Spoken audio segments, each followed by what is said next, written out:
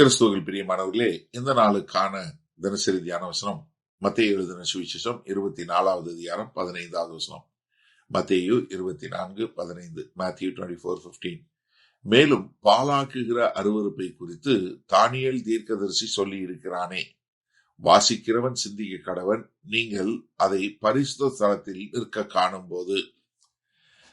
எனக்கு ஒரு காரியம் நான் முன்னாடி இதிலே சொல்லிடுறேன். தானியேல தீர்க்கதரிசின்னு சொல்றது யாரு? கர்த்தராகிய இயேசு கிறிஸ்து. ஏன்னா நிறைய பைபிள் கமெண்ட்ரிலையும் சரி, கமெண்டேட்டர் சொல்லும்போது தானியேல் புஸ்தகம் ஒரு சரித்திர புஸ்தகம் சொல்லுவாங்க.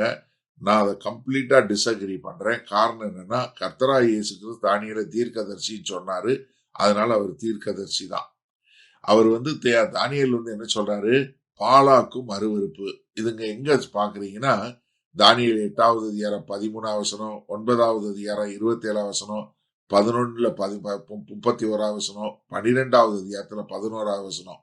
இது என்ன? பாலாக்கும் அருவருப்பு என்று சொல்லக்கூடிய ஒரு காரியம்.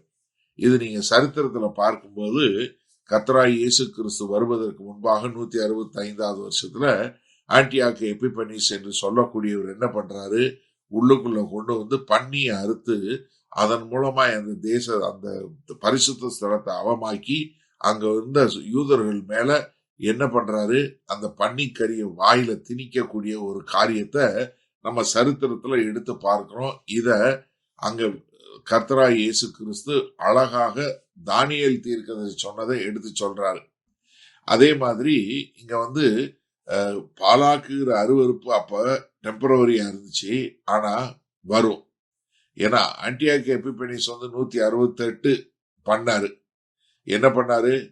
பண்ணிய பண்ண மாத்திரல, அந்நிய கடவுளாகிய ஜூயஸ் என்று சொல்லக்கூடிய அவருக்கு ஒரு காரியத்தை செய்தாரு.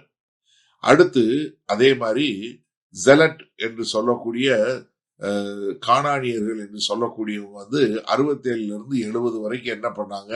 அவங்க தேவாலயத்தை பிடிச்சாங்க. அதுல அங்க ஒரு பொய்யான பிரதான ஆசாரியரை வச்சு அங்க உள்ளுக்குள்ள என்ன பண்ணாங்கன்னா மக்களை கொலை செய்தாங்க. ஜோசிபஸ் அதாவது எப்படி அந்த இடத்துல இப்படி அழுதாயி போச்சேன்னு சொல்லி அங்க இருந்து ஆசாரியர்கள் அழுதத எழுதி வச்சிருக்கிறாரு. அடுத்து இதுக்கு பின்பாக 70வது வருஷத்துல என்ன பண்றாரு? ரோமர்கள் உள்ள வர்றாங்க. அவங்க என்ன பண்றாங்க? கழுகு ஈகிள் படத்தை வச்சு அதை போட்டு அது அதுதான் கடவுள் என்று சொல்லக்கூடிய ஒரு காரியத்தை செய்து தேவாலயத்தை அவமாக்கி கடைசியில அதை ஒண்ணும் இல்லாம தரமட்டமா இடிச்சு போட்டுறாங்க. இடிச்சு போட்டவங்க என்ன சொல்றாரு? அது பரிசுத்த ஸ்தலத்தில் நிற்க காணும் போது. அப்ப என்ன? ஒரு காணக்கூடியதாக, நம்மளால மறுக்க முடியாத ஒரு காரியம் உண்டாகும் என்று சொல்லக்கூடியதாக. அது மாத்திரமில்ல, இது என்ன? வாசிக்கிறவன் சிந்திக்க கடவன் என்று சொல்லக்கூடிய ஒரு காரியத்தை சொல்றாரு. இது என்னன்னா, நம்ம கிறிஸ்தவர்கள் நமக்குள்ள என்ன நடக்குதுங்கிறத இத ரொம்ப தெளிவா புரிந்து கொள்ளக்கூடியதாய் நாம் ஒரு ஜாக்கிரதையாய் இத சரியான முறையில பகுத்தறிய வேண்டும். ஆனா என்ன பண்ணக்கூடாது? இத கொண்டு நம்ம பயந்து போய் இது பண்ணிடக்கூடாது. அதே சமயத்துல அதா இருக்குமோ இதா இருக்குமோன்னு சொல்லி நம்ம ஸ்பெகுலேஷனும் பண்ணிடக்கூடாது.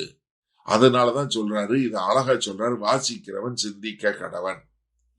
சரி, இந்த நாள்ல நம்ம என்ன இப்படி எடுத்துக்கிறது? அதாவது கர்த்தராகிய இயேசு கிறிஸ்து என்ன எதிர்பார்க்கிறார்னா, தன்னுடைய ஜனங்கள் காலத்தை அறிந்தவர்களாய், தீர்க்க தரிசன காலங்களையும் அதனுடைய அடையாளங்களையும் அறிந்தவர்களாய் இருக்க வேண்டும் என்று விரும்புகிறார். அப்படின்னா என்ன அர்த்தம்? நீங்களும் நானும் ஆவிக்குரிய முறையில எப்பொழுதும் தயார் நிலையில இருக்கக்கூடிய மக்களாய். ஏன்னா நீங்க இந்த பாலாக்கும் அருவருப்பு ஒரு ஒரு கர்த்தரை விசுவாசிக்கிறவனுக்கு ஒரு குழப்பத்தை கொண்டு வருவதற்காக இல்ல, தன்னை தயார்படுத்தி தேவனை எதிர்நோக்கி ஆயத்தப்படுத்தி இருக்கக்கூடியதாக. ஏன்னா நம்மளுடைய நம்பிக்கை நங்கூரம் எங்க இருக்கு? கர்த்தராகிய இயேசு கிறிஸ்து மேல இருக்க ஒழிய சந்தர்ப்ப சூழ்நிலைகள்ல இல்ல. இத நம்ம சரியான முறையில புரிஞ்சு கொள்ளணும். ஏன்னா நம்ம சூழ்நிலைகளை பார்த்து நம்முடைய எண்ணங்களையோ நம்முடைய குறிக்கோள்களையோ மாற்றிக்கொள்ளுகிறவர்கள் அல்ல. நம்ம முழுக்க முழுக்க நம்மளுடைய நம்பிக்கை எதுல இருக்கணும்? கர்த்தராகிய இயேசு கிறிஸ்துவும் அவருடைய ராஜ்யத்திலையும் இருக்க வேண்டிய வெளிய வேற எதுலையுமே இருக்கக்கூடாது. அதனால எனக்கு அருமையானவர்களே, யாராவது ஒருத்தவங்க வந்து இங்க பாருங்க இந்த அடையாளம் நடக்குது, ஐயோ வரப்போறாரு அப்படின்னு சொல்லி பயமுறுத்துனா தயவு செஞ்சு பயப்படாதீங்க. அதே சமயத்துல அதுவா இருக்குமோ இதுவா இருக்குமோ அப்படின்னு, ஏன்னா அங்க அந்த இதுல இது நடக்குது, இந்த தேசத்துல இது நடக்குது, அங்க யுத்தம் நடக்குது, டைன் டைன் டைன் மியூசிக் போட்ட உடனே பயப்படாதீங்க. நீங்களும் வந்து அதை பரப்பாதீங்க. என்ன பண்ணுங்க, நீங்க பகுத்தறியக்கூடிய மக்களாய் இருக்க கற்றுக்கொள்ளுங்கள். மகா கிருபையும் இரக்கமும் நிறைந்த எங்கள் அன்பின் தகப்பனே, இதோ நீங்கள் எதிர்பார்த்தது போல நாங்கள் ஆண்டவரே இந்த தீர்க்க தரிசன காலங்களுடைய அடையாளங்களை சரியான முறையில பகுத்தறிந்து பயத்திலேயோ ஸ்பெகுலேஷன்லயோ இல்லாம உமக்கென்று வாழ எங்களை அர்ப்பணிக்கிறோம். மீட்பெரும் இரட்சகருமாகிய இயேசு கிறிஸ்துவின் மூலம் பிதாவே, ஆமேன். கர்த்தர் உங்களை ஆசீர்வதிப்பாராக.